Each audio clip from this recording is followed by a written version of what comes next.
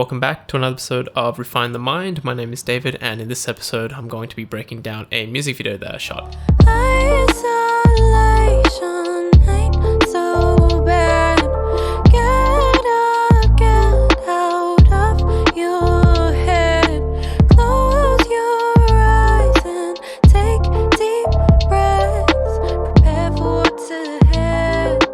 Take the time to care. First and foremost, Happy New Year everyone, and I hope you had a safe holiday and break, especially coming off of such a rough and weird year that was 2020. I think I mentioned that I wanted to do this a bit more consistently, and I've already not done so. So yeah, this episode's basically going to be a breakdown of how this music video came together and the process behind it, how it was planned, the shooting, how we did this floating effect as well with this rig that we set up, and also a big thank you to Tim, who helped to assist on the day and also did the behind the scenes footage and did some grip work on the day as well. Without any further ado, let's get into it.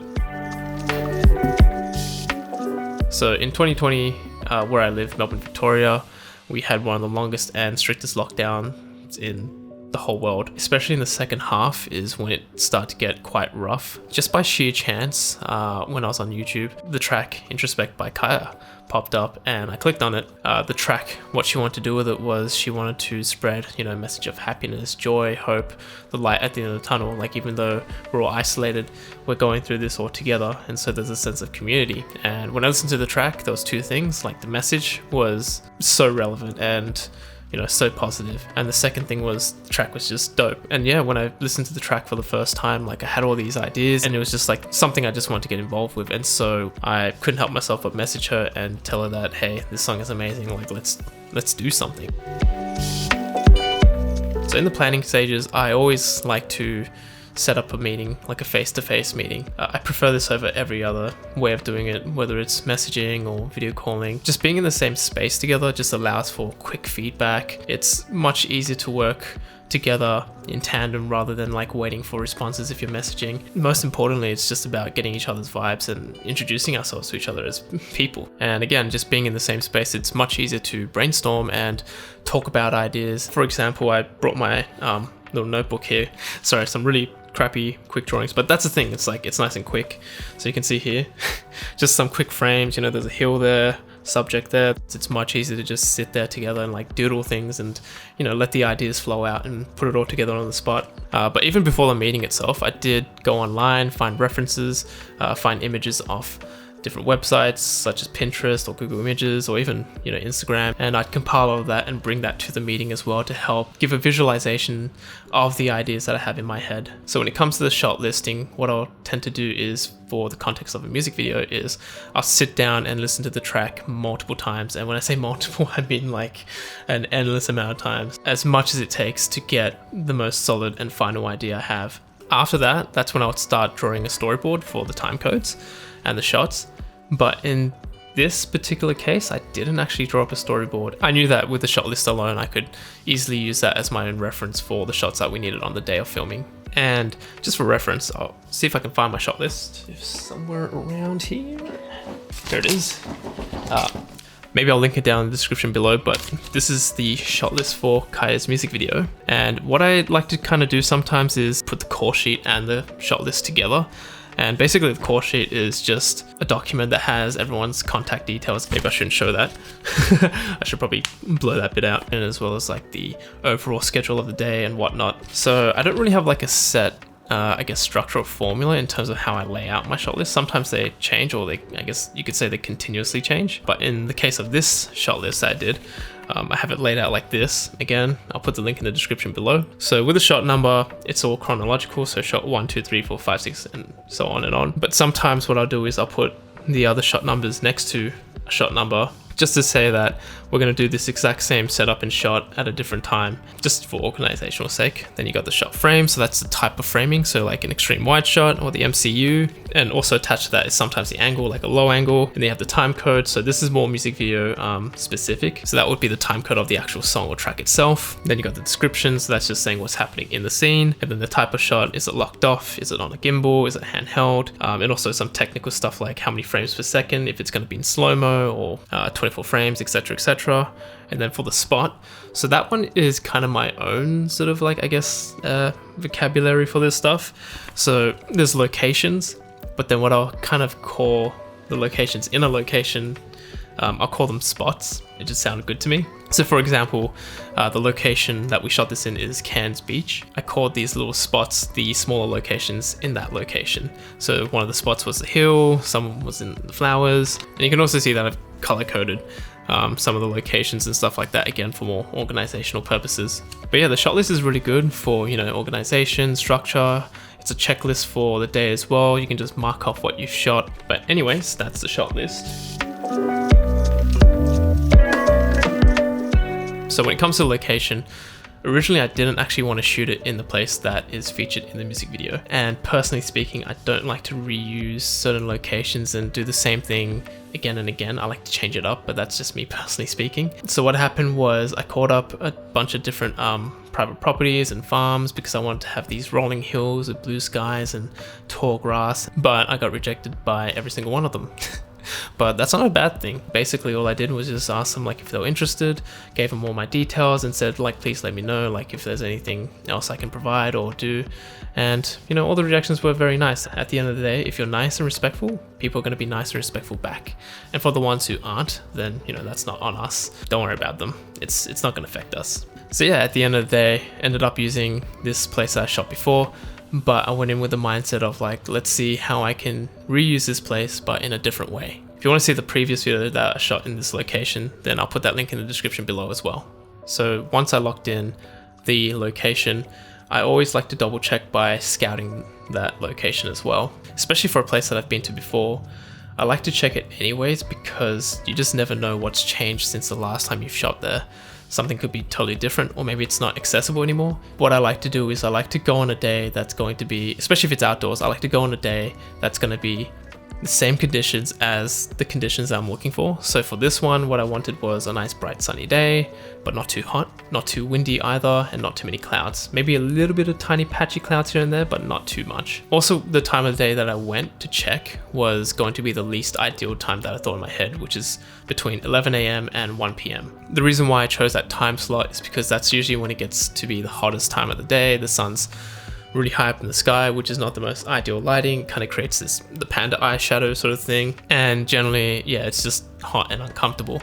So I chose that time of the day to go to just see how bad it is on an ideal day when it's not the most ideal time, if that makes sense. And then yeah, I just kind of create my own checklist to see like what the variables are, other things I need to consider to make the day better. So there were things like flies and a lot of insects, so we had to bring insect deterrent to make sure that when we're filming it's not just bugs and stuff like buzzing all over the place. And also just checking each of the spots in that location for where I want certain shots to be in, thinking about logistics such as how easy is it to get to the actual location itself by driving, by walking? Are there bathrooms nearby as well? Where's the closest place to get supplies and food? I found a town that's about 10 minutes down the road, which means we have to drive, and then that means I have to organize how long the break time's going to be and when the breaks are during the day as well. Looking at the angle of the sun, because this is an outdoor shoot, where the sun's going to be rising and setting, where it's going to be at certain times, so that when it comes to doing specific shots, I need to look at the angle of the shots to get the most ideal lighting as well. So yeah, there's a lot of things that come to mind by just going to a location and just seeing the space and being in the space. And what I like to do as well is to just take really, really rough shots with my phone, just to gather references for myself and sort of mark down like, okay, this spot's for this shot, this spot's for these shots, and any other things that kind of come to mind. So when shooting this music video, I used a Blackmagic Pocket Cinema Camera 4K with a Sigma 18-35mm lens and a Canon 24-70. Ideally, I'd like to shoot with primes, but the Sigma and the Canon lens are just workhorses. They're great lenses, and they're more than enough to get what I need to get. Now on top of that, I had a variable ND filter as well, so that outdoors in the harsh sunlight, I can stop down with the variable ND instead of using the aperture. That way I can have a lot more depth of field. And then on top of that, I had the Ninja Inferno attached as a glorified external monitor. And then I had my tripod as well, so I could do some locked off shots, and this 5-in-1 reflector, which is really nice and cheap as well. And with the reflector, what I wanted to achieve was to just make her stand out a bit more. With the sun, you're going to get really harsh shadows and contrast, but I wanted her to be exposed more evenly and stand out amongst the location. When it came to the colors of the shot, the primary colors that I wanted to showcase was blue, yellow, and green. I liked how harmonious they looked together, but also contrasted, especially the yellow and the blue. And so that's where the idea for the yellow crop top and shirt came in for the wardrobe. She does have a background in hip hop too, to represent her personality. I like that the street and urban wear contrasted heavily with the location. I just really wanted to highlight that aspect of the whole isolation thing. You can be who you are, you can be yourself, but no matter where you are, you're going to be happy with it. So going back to the lighting, there were a bunch of things that I had to consider, which was like what we're shooting and when we're shooting them. Again, because we're shooting primarily outdoors, we're relying only on the sun really to provide us with the light that we need. And depending on the time of day, you're going to get different color temperature as well as different angle and different intensity of the sunlight. But overall, it wasn't too bad. Basically, what I wanted to do in general was to keep the sun a bit more behind her, like whether it's on a bit of an angle or directly behind, and then using the reflector to like bounce the light straight back at her. There were a couple shots and a couple cases where these shots did get switched around a little bit, and so we're shooting more towards the sunset. And if you watch the video, you can kind of tell which shots were shot closer to sunset versus the ones that were shot earlier in the day. And then obviously, of course, I shot some shots in the sunset itself because I wanted to finish and wrap the video up in this really nice, warm and cozy kind of lighting. So when it comes to directing, I try to stay away from line reading, and basically what that is you're telling them exactly how to say the line and perform the line. But in the case of Kaiya, who hasn't really had that much exposure to doing performances for videos and stuff like that, what I like to do is try and give her an indication of how it can be done, how to do it, and then allow her to put her own creative spin on that. So it's more of a back and forth rather than just me sort of telling her exactly what to do. This way, it kind of allows her to have a foundation and then bring her own character, her own style on top of that. In the start of the music video, there's a bit of a choreography in terms of like which direction she's turning her head and looking. So there are times where being direct really helps communicate what you want out of the video. With the props that were featured in the video, those were actually quite last minute. I didn't intend to have many at all, but after that location scouting that I did, I decided that it would be good just to add that extra dimension and personality to the video. So I'll make a video about this later on, but basically all the props featured in the video were actually free. And in a nutshell, Facebook Marketplace is your friend. Hard rubbish is your friend. Finding free things is literally at the end of your fingertips. Just go online, go onto online markets, just look around in your neighborhood. You're bound to find a ton of free, awesome things. Alright, so we're here now. We're going to talk about the floating shots. So this was an interesting one because that was actually one of the first ideas I had in mind when I heard the song, especially from the chorus. It has this really light, airy sort of tone and feel to it. Immediately, all I could think of was sort of like rising up in the air and floating off. The first thought that came to mind was to create this stretcher kind of contraption and have two people just lift her up. But then I started thinking of several other ideas to see if there's any other more efficient ways to do it. Things got more and more complicated, and so I reverted back to the first idea, which is building that stretcher, because ultimately it's a hair falling down behind her head that really sells that effect. Basically, I spoke with Kurt, the other half of Mind Society, and we spent a couple days sort of like putting our ideas together. I even drew some stuff down. So yeah, you can see like which kind of like jotting some ideas down in terms of like how the framing is going to be, what the contraption is going to look like, the early versions of the stretcher concept. So once we decide on the stretcher concept, we start getting to work. Basically, we spent a couple days just piecing together this rig that we had from leftover materials that we got from the tip, Facebook Marketplace, freebies. One of the materials was actually this wooden piece that was actually disassembled from the dividers and from like the cubicles in like an office space. And just kind of Frankensteining this rig all together using stuff like clamps and tripod heads to mount the camera on top so that we can get that bird's eye view. Speaking of the clamps, super clamps are extremely versatile and quite cheap, these bad boys. So they can do quite a lot of things. We had a bunch of these sort of attached to the rig as well. And we use this for a lot of stuff, just to attach like flags or reflectors or just to hold things.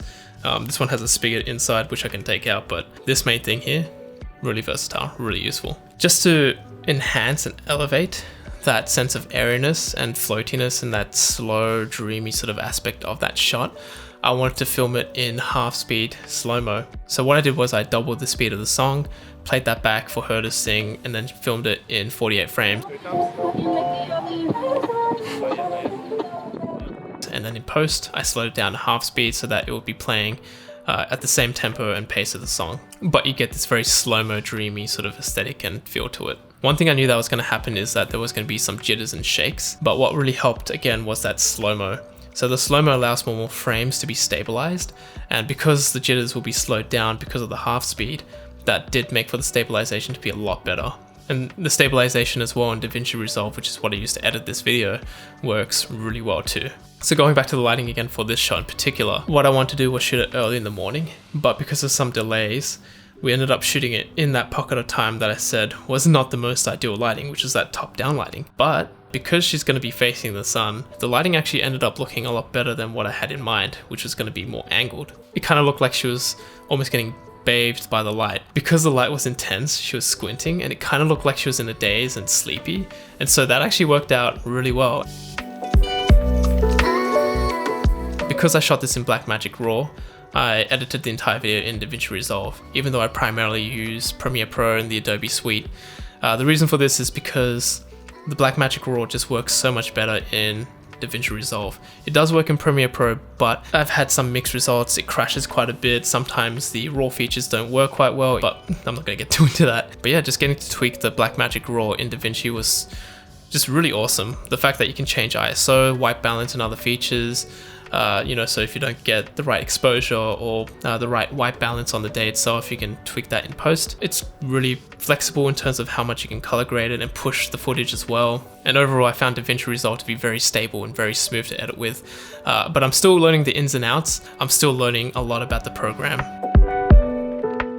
With the grade, I didn't go too far with it. I shot the footage in Blackmagic Film. I used a LUT by Juan Melara. I think that's how you say his name, sorry.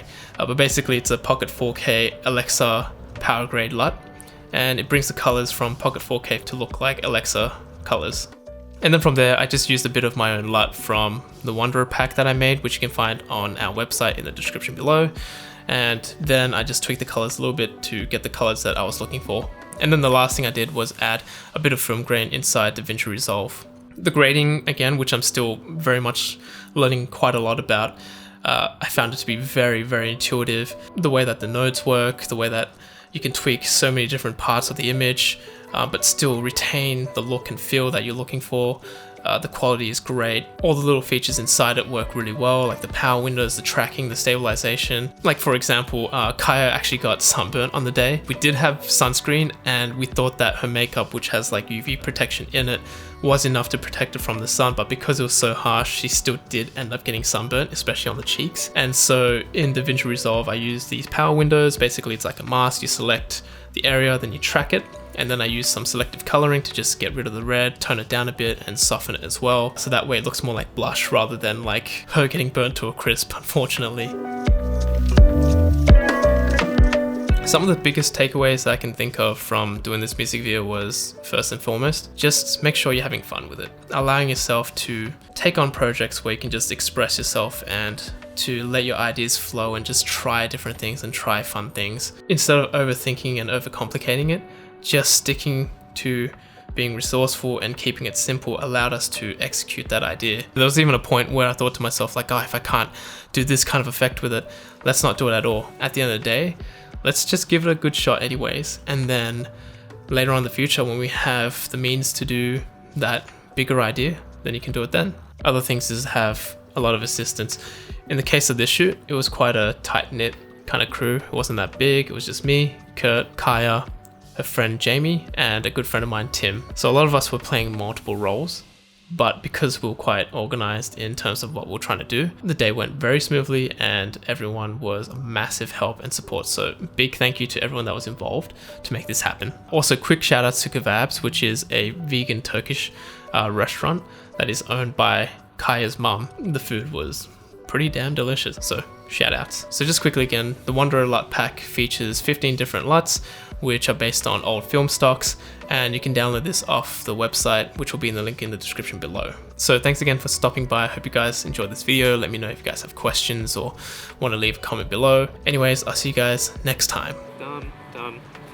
That's a wrap. That's a wrap. Ooh.